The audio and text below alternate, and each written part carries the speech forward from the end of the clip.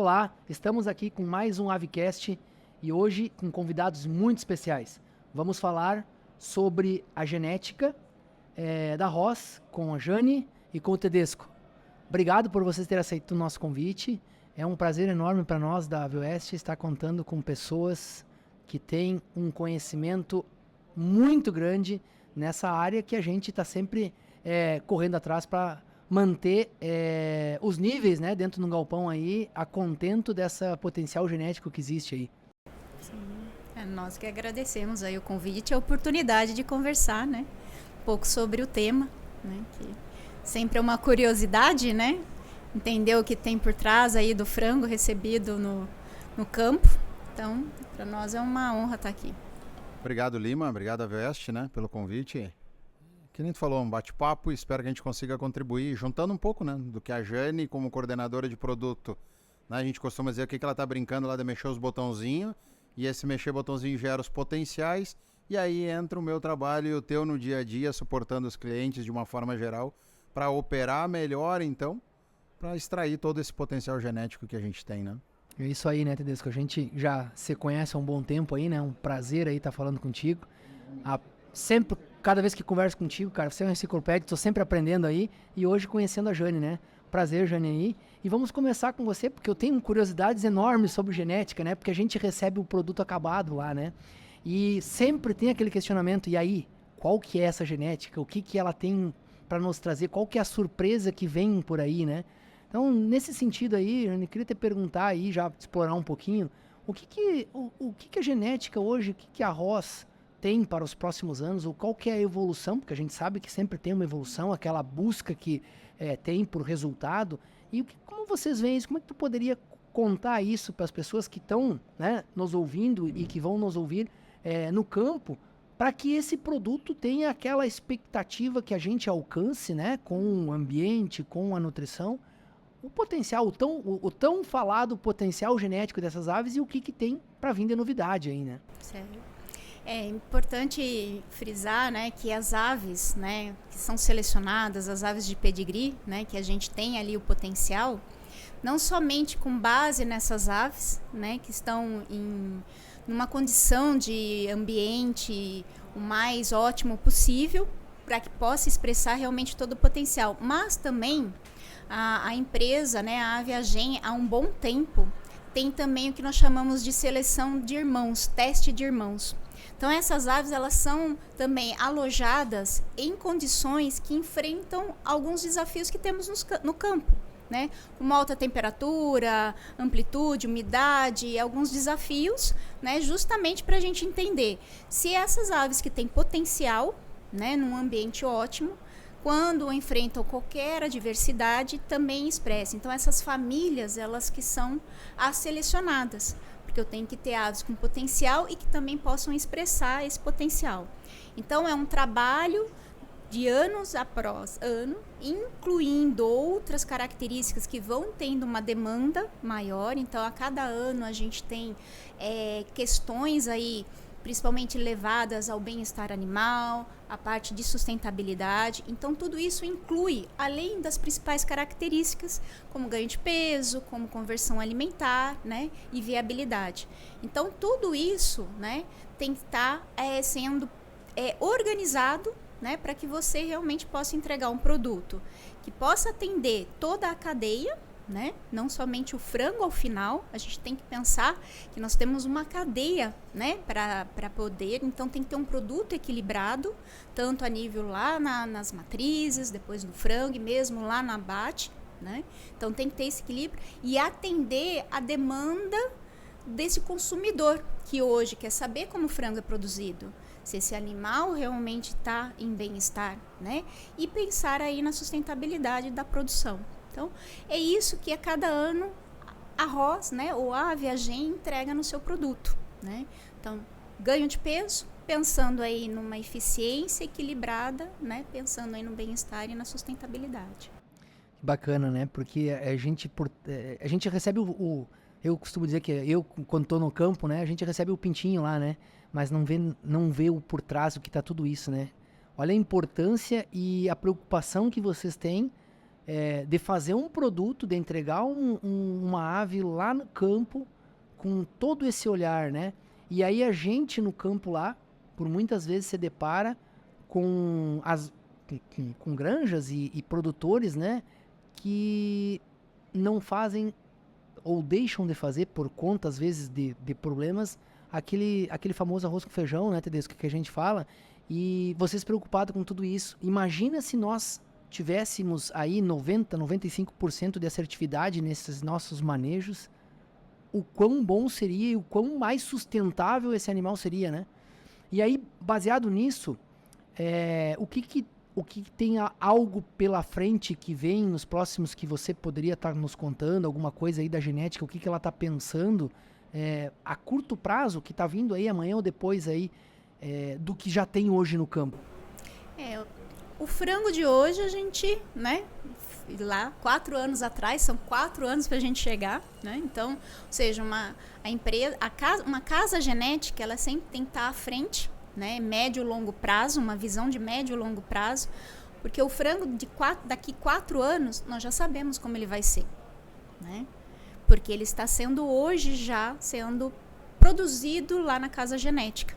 Então, é um frango que, sim, são características que para frango com peso, com muito mais peso, né, em características de frango, ou seja, maior eficiência do frango em ganhar peso e converter melhor, né? Isso sempre tem uma importância grande, principalmente a conversão alimentar, essa eficiência da conversão alimentar.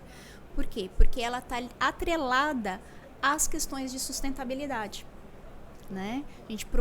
A gente consome menos alimento, consequentemente há uma área menor necessária para produzir o alimento para as aves, sem pensar na eficiência de um melhor aproveitamento nutricional, né, do alimento, produzindo menos excretas, menos nitrato, né, sendo produzido, ou seja, a parte de sustentabilidade também, entre outras coisas que são. Mas sim, o frango, comparado, o que nós da Casa Genética sempre preconizamos e sempre busca, né? A cada ano aí ganhando uns 40 gramas, de 40 a 50 gramas, né? No ganho de peso, quando falamos a mesma idade, né? Uma conversão alimentar ajustada de 10 a 20 gramas, melhor, tá? Então, em média, aí 15 gramas, vamos dizer. E também buscando um pouco mais de rendimento, né? Então, esse seria o foco, né, que a gente tem já para o frango. Daqui 4 anos já é esperado isso, né? Quando comparado com o frango de hoje. Então, cada ano ganhando aí em 45 gramas em média. E aí uma maior eficiência aí de 15 gramas na conversão alimentar. Jane, eu fico encantado quando eu ouço isso, porque imagina, onde vamos parar, né? É uma capacidade muito grande. E aí, Tedesco, olha o tamanho da nossa responsabilidade. Lima, é grande, cara. E acho que vale a pena, antes da gente entrar no mérito da responsabilidade, acho que vale a pena a gente sempre lembrar, né, Lima? Isso não é o famoso mito, né? Não é hormônio. Isso é muito investimento em tecnologia. Nós, como Casa Genética, temos 10% do faturamento retornando em pesquisa e desenvolvimento nos 2 grandes centros, né? Escócia e Estados Unidos, nas linhas de pedigree. Então, como a Jane falou, o que está sendo selecionado hoje é o frango de corte daqui 4 anos. E a obtenção e a extração desse potencial passa, sim, por uma questão de potencial genético, ambiente, desde as mais variadas condições, ou o manejo, de uma forma geral, seja um controle ambiental, de temperatura, de umidade, uma qualidade física de ração, nível nutricional e assim por diante, para a gente atingir ou não aquele potencial genético. O quanto próximo a gente está, né, da expressão e da extração daquele potencial genético daquele animal. Que nem tu comentou, se os produtores, de forma geral, conseguissem, aí eu vou parafrasear uma visita minha de uns 2 anos atrás de um produtor, onde o granjeiro desse produtor me falou: Tedesco, ganha mais quem erra menos. Então, assim, nós temos que entender que não vamos ser 100% do tempo perfeitos ou, né, estar 100% correto. Mas o tamanho do erro e a frequência com que eu cometo aquele erro é que vai me limitar mais ou menos a obtenção desse potencial. Então, nós, como Casa Genética, o que temos feito, como a Jane comentou, levar os animais famílias a condições ótimas e ao mesmo tempo parte dessa família estar em condições de desafio para entender como que os animais se comportam em diferentes ambientes, é a nossa forma de contribuir com o produtor, né? Entendendo essa variabilidade, seja de estrutura de granja ou seja de qualidade de manejo. E aí entra, né, Lima, o básico bem feito ainda dá o resultado, ou ainda eu diria que é o grande volume para a obtenção do resultado. Depois que a gente faz um básico bem feito, regulagem de comedor, ou seja, ele altura, volume de ração, né? Regulagem do bebedouro, mesma coisa, altura e volume, vazão, tudo isso de acordo com a idade da ave, nós estamos cheios de informações técnicas por aí para nos ajudar a tomar a decisão. Então que a gente tenha, sim, no dia a dia, a capacidade de pegar essas informações, de entender que ano após ano tem essa melhora que a Jane comentou e não se acomodar com o que eu estou fazendo muitas vezes. Né? E aquele passo a mais, às vezes aquele detalhezinho no manejo a mais, eu vou me tornar não só mais sustentável, mas mais rentável. Acho que esse é o nosso grande desafio, Lima. Perfeito, Tedesco. E a Jane coloca aqui um assunto na mesa que para mim é bastante interessante, né? E aí eu quero fazer a provocação. Nós estamos ganhando 40 gramas, né? É o objetivo, é o potencial genético por ano, 40 gramas, né? Dessas, né? Isso se traduz em produção de calor. E aí o quanto nós estamos preparados, nós que estamos aqui para passar, e a pessoa que vai receber essa informação, que são os líderes das agroindústrias, em repassar essa informação de forma eficiente para chegar no produtor, para fazer isso. E aí, Tedesco, eu quero ouvir de ti, porque assim, é muito incremento de calor, 50 gramas a mais por ano nessa ave, né? E que nós temos que estar preparados para isso. Sim. Assim, ó, tudo na vida vai ter um preço, né? O que o mercado exige das casas genéticas é, obviamente, o que mais se trabalha no momento de seleção. Qual a característica mais preponderante? A gente comentou, 40 a 50 gramas a mais de ganho de peso por ano, de 10 a 20 gramas na conversão alimentar. Então eu vou ter ano após ano mais quilos de carne por metro quadrado. Se esse ganho de peso a mais vem da onde? De um consumo alimentar maior também, um GPD maior vem de um consumo alimentar maior. Claro que junto a isso aliado uma conversão alimentar, né, uma eficiência em conversão alimentar maior. Mas vamos lembrar que a maior geração de calor, sim, dentro de um aviário, aí nós estamos falando de aves adultas, vem dos animais. Temos várias fontes, né, técnicas e, entre aspas, científicas nos provando isso. E aí cabe a nós estarmos, então, acompanhando essa evolução. Não só sob o ponto de vista de, muitas vezes, estruturas, de equipamentos, mas muito mais sob mão de obra. Capacitação, Lima, das pessoas. Eu não vejo hoje, cara, a saída, na minha opinião, né, de cada empresa que está produzindo hoje em dia aqui no Brasil, ter uma pessoa focada e se especializando cada vez mais sobre aspectos ambientais. Não dá mais, Lima, para criar frango de corte baseado só em temperatura. Porque aí, se a gente olhar só para uma variável, dentre tantas outras variáveis que a gente tem no barracão, ou preconizar e priorizar somente uma, vou atender ela, mas vou abrir mão de um controle, por exemplo, de umidade, que foi o tema que tu abordou há pouco aqui no evento. O quanto esse impacto, e aí tu começa a correlacionar bem-estar animal, que a gente falou. Cara, excesso de umidade, animal em estresse térmico, aumenta o consumo d'água, aumenta a excreção de água no ambiente, piora a qualidade de cama. Piora a qualidade de cama, piora a qualidade intestinal. Aumenta calo de pata, aumenta desafio entérico, e nós vamos começar a entrar num ciclo perigoso, vicioso nesse sentido, de piora geral. Se a gente começar a correlacionar os nossos indicadores produtivos, e aí eu faço um desafio nesse sentido, correlacione o percentual de calo de pata com a condenação, com a conversão alimentar daquele lote. Vocês vão se deparar com números muito expressivos. E aí a gente tem que estar muito atento a isso. Preciso ter, entre aspas, uma evolução do meu aviário, do meu barracão, de acordo com o que a ave tem potencial para expressar, senão eu vou estar limitando a expressão de potencial. Mas mais importante do que isso é juntar equipamento mais ser humano. Capacitar as pessoas para extrair o melhor daquele equipamento que está lá. E nem sempre a gente encontra isso, né? Isso é um ponto importante que você falou, porque assim, por um bom tempo, e eu quando estava lá na agroindústria, onde a gente se conheceu, né, Tedesco, a gente sentia essa necessidade da indústria de equipamento ela tomar a posição dela, porque aí ficou muito na mão da genética, muito na mão da nutrição, essa questão de orientar as agroindústrias de como trabalhar, e aí ela ficou numa zona de conforto. Hoje a Avioeste entende que não, que nós também temos que participar disso e ser responsável pelo que cabe para nós, né? Entregar um equipamento, mas não o equipamento que ele quer, e sim como funciona para a pessoa poder treinar ela e estar capacitada de tirar o melhor proveito desse equipamento. Com certeza, Lima. Se fala há muito tempo na avicultura da famosa tríade entre genética, manejo e nutrição. Só que manejo, cada ano que passa, nós temos mais pontos para observar. Como eu falei, não é só mais temperatura. Não é mais se eu abro cortina ou baixo cortina, fecho o galpão, abro o galpão. Não. Nós temos muito mais variáveis para trabalhar.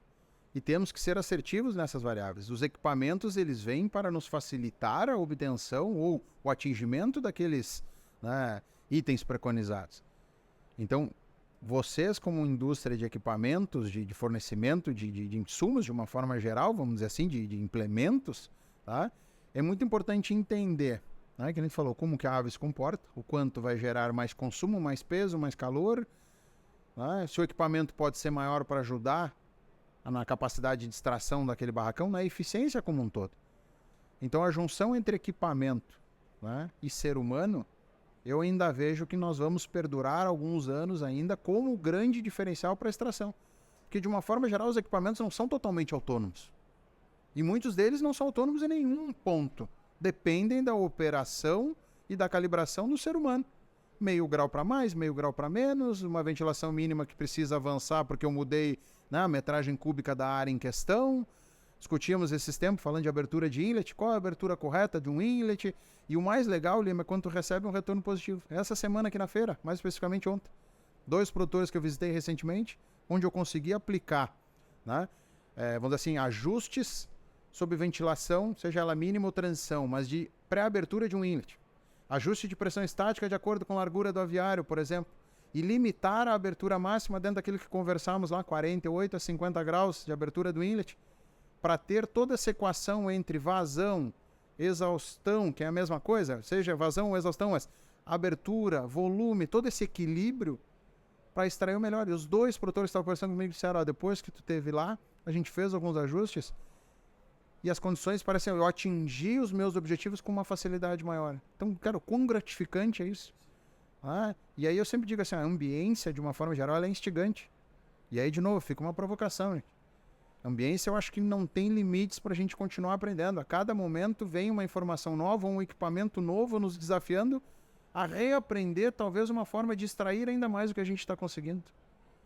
Eu diria para continuar, o pessoal, de uma forma geral, continuar explorando, não só nós como Casa Genética, mas vocês como equipamentos, né, do que aquele painel controlador é capaz de me ajudar, que informações eu devo olhar com mais relevância e quais as interações entre essas informações. E aí nós vamos cada vez mais ser, talvez, de 95%, 98% assertivo a todo momento.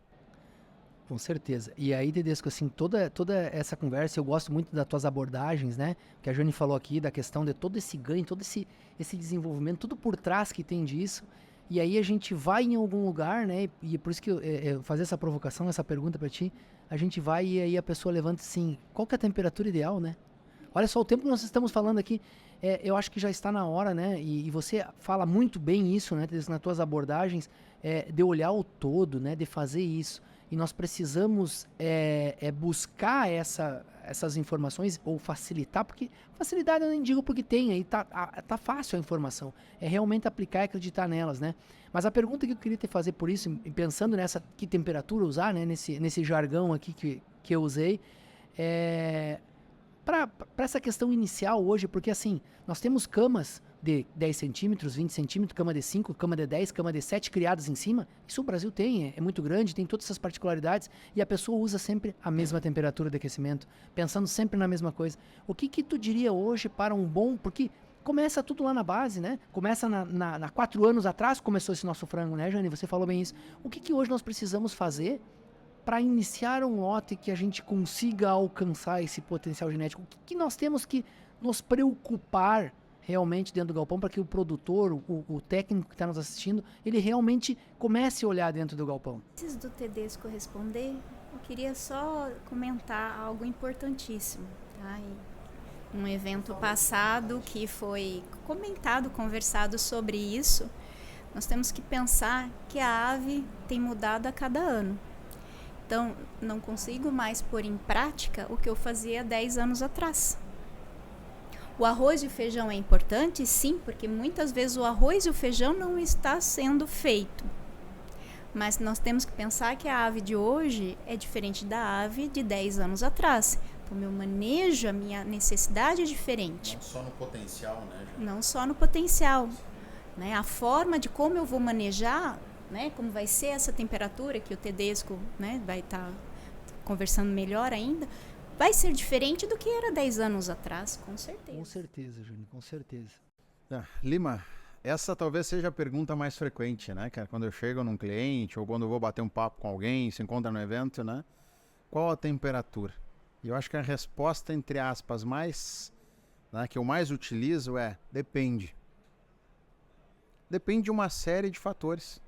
E principalmente da interação entre esses fatores. Tá? Nós estamos falando, por exemplo, de que idade de matriz. A gente sabe que uma matriz mais jovem costuma se trabalhar com uma temperatura talvez ali de meio grau a 1 grau Celsius mais alta na desejada. Mas vamos lá. Depende do tipo de aquecimento. Eu estou falando de um ar forçado e aquecido por uma máquina, né, convencional, vamos chamar assim, que a gente tem muito no Brasil, nos fornos de a lenha, pellet, não importa qual biomassa. Ou nós estamos falando de um equipamento de aquecimento a gás, por exemplo, por radiação. São informações, são métodos diferentes e objetivos muitas vezes distintos, né, de chegar lá. O que eu costumo dizer, e o famoso depende, é o seguinte, ó, a temperatura de alojamento tem que ser suficiente para a manutenção da temperatura corporal. Em torno ali no alojamento, até por volta ali, vamos botar do amadurecimento do sistema, né, hipotálamo, termorregulador, por volta de talvez 12, 14 dias, temperatura corporal do animal é de 39,5 a 40,5. Depois que está com o sistema termorregulador desenvolvido, é praticamente cravar esse valor em 41 graus Celsius até o final. E entender que toda vez que esse animal está em estresse térmico, seja por frio ou por calor, há perdas. Estou perdendo eficiência. O potencial está lá, eu não estou extraindo. Mas aí a gente começa, depende do tipo de aquecimento, depende do tipo de estrutura do barracão, o nível de isolamento térmico desse barracão, o quanto a influência do ambiente externo está fazendo influência lá dentro, tá? Depende da idade da matriz, depende do processo de incubação, da qualidade com que esse animal chegou na granja, com a qualidade que ele foi transportado, tá? Depende de aspectos que tu comentou. Eu sempre costumo dizer que o lote atual se iniciou no final do lote anterior. Quando eu, por exemplo, como extensionista, vou chegar para o produtor e dizer o vazio sanitário vai ser de X dias. E nesses X dias nós vamos trabalhar tais e tais e tais procedimentos.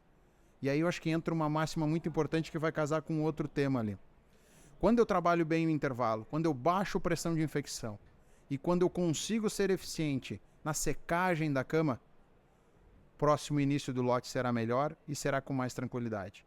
E aí nós vamos comentar o seguinte, eu crio duas coisas, a gente costuma dizer, se cria duas coisas dentro do aviário, ou dois grandes objetivos para a gente olhar, frango e cama.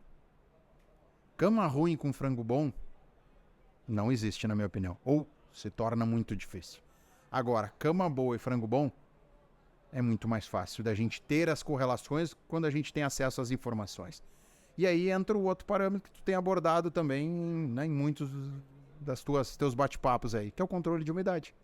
Então, se eu sequei bem essa cama durante o intervalo, eu já inicio com um desafio, que a gente falou de reaproveitamento de cama, um desafio, né, no próximo lote menor, talvez, para a qualidade de ar.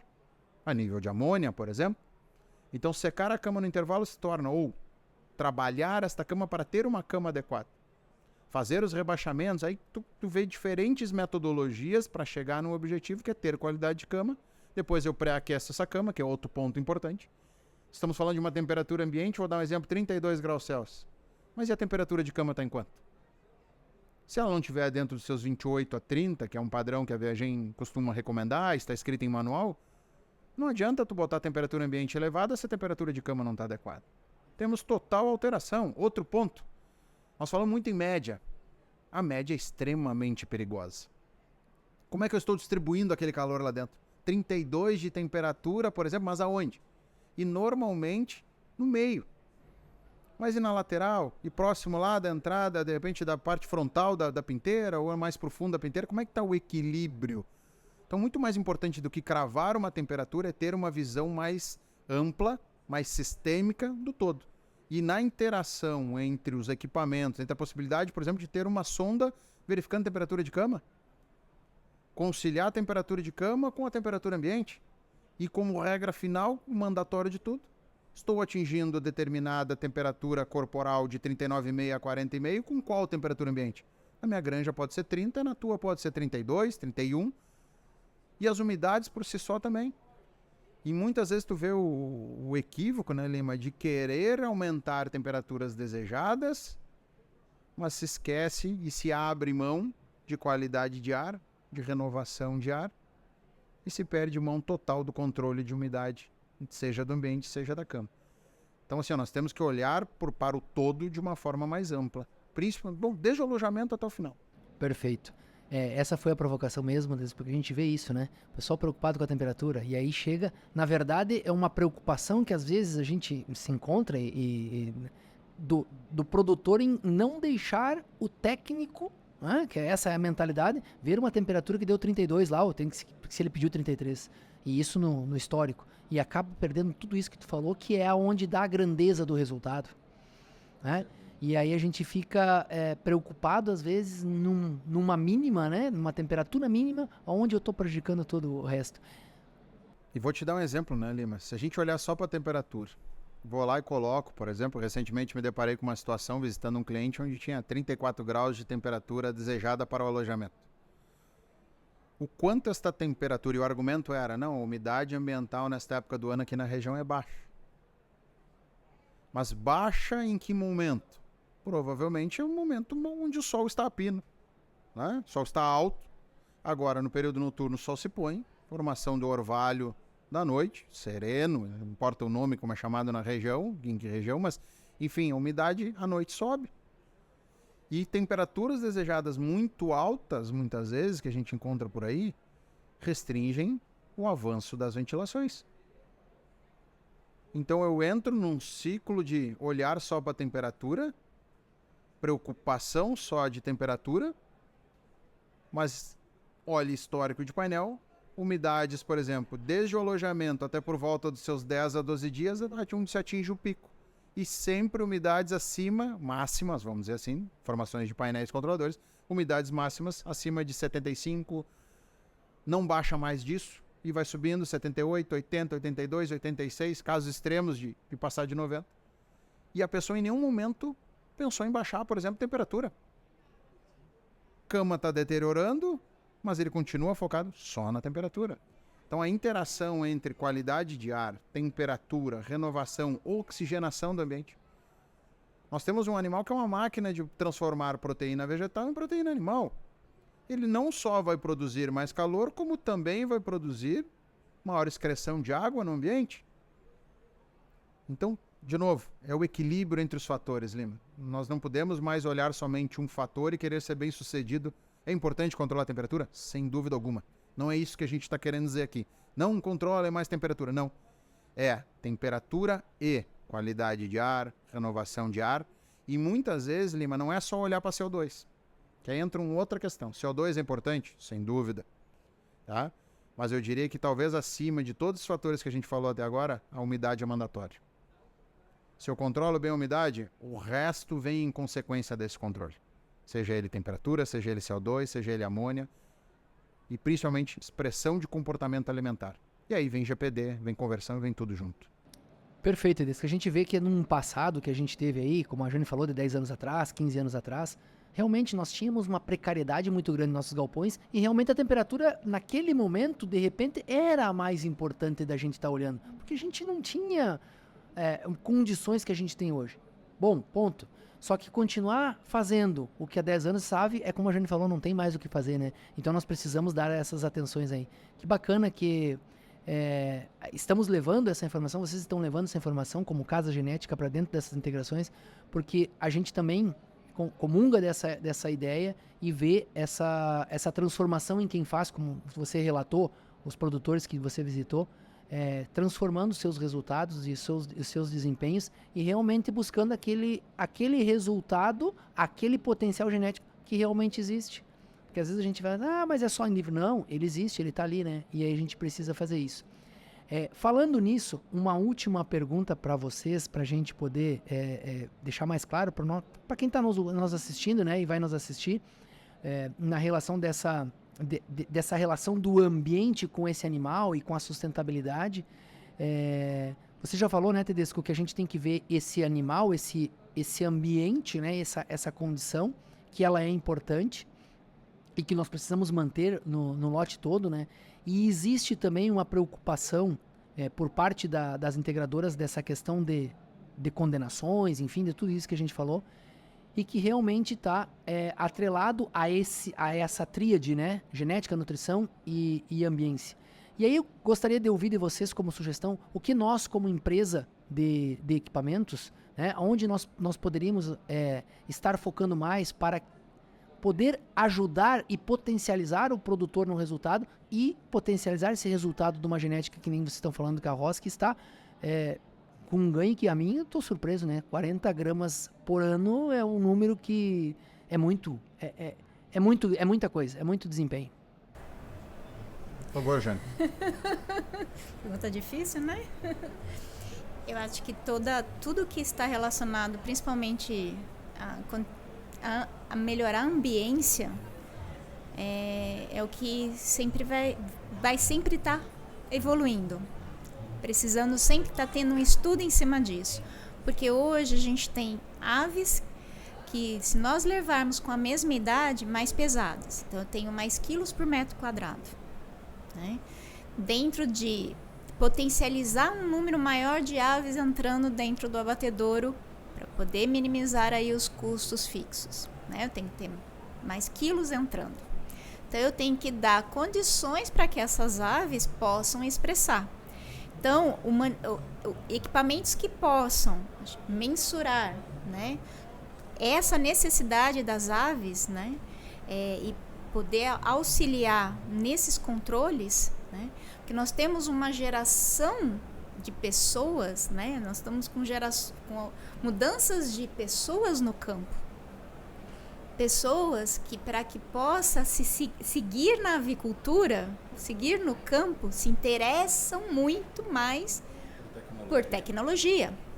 Então, é que esses equipamentos, né, usar a inteligência artificial também para mensurar, né, essas questões, para que eu possa ter pessoas mais voltadas e querer permanecer na atividade, né, e poder aí dar condições melhores para as aves, entender essa ligação, né, que eu acho que é importante. Eu acho que o grande desafio, né, Lima, para vocês, né, as empresas de equipamentos, eu acho que é um pouco do que a Jane comentou, é a mão de obra.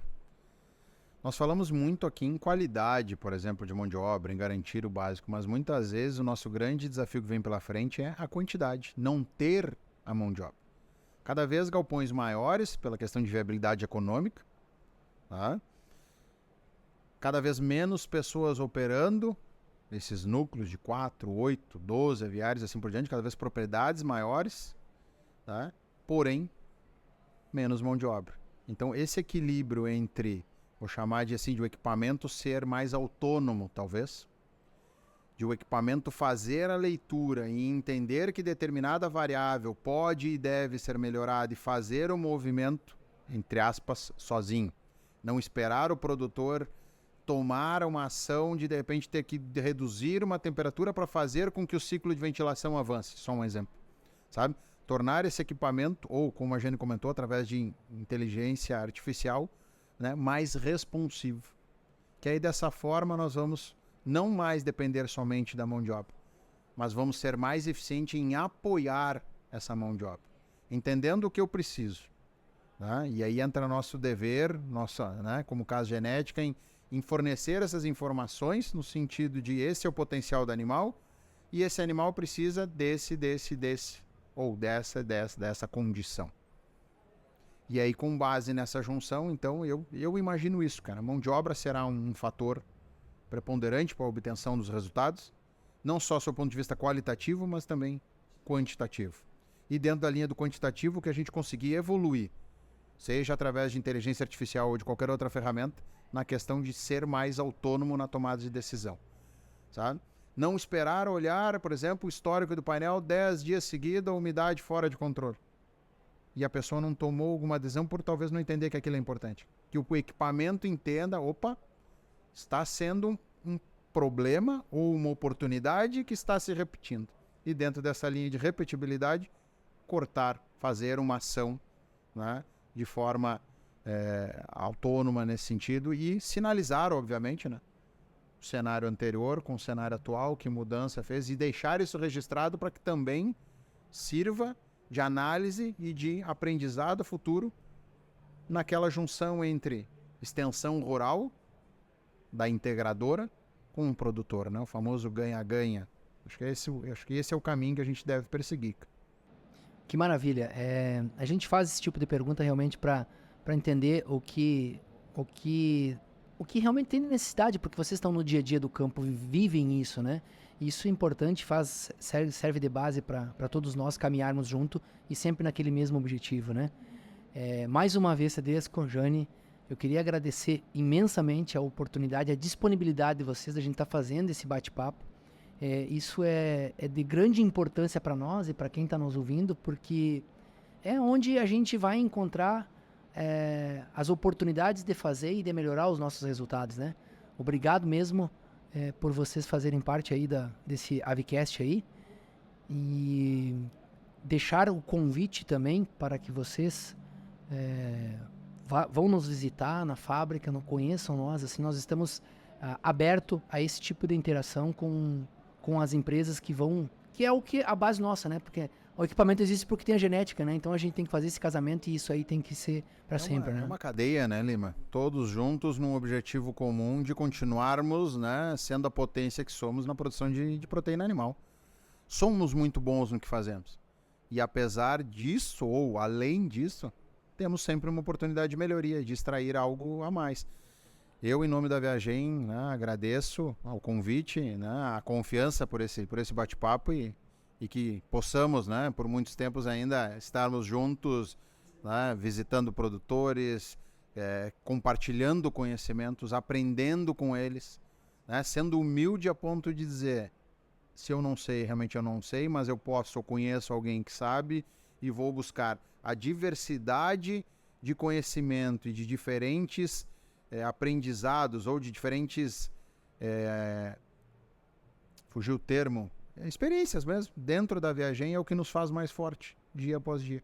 Então, se eu não sei, sejamos humildes em dizer não sei, mas eu vou procurar a informação, seja dentro ou fora de casa, para te dar o retorno e dessa forma conseguir te ajudar. Agradeço imensamente o convite e a confiança por estar aqui com vocês. Imagina, nós que agradecemos. Muito obrigada.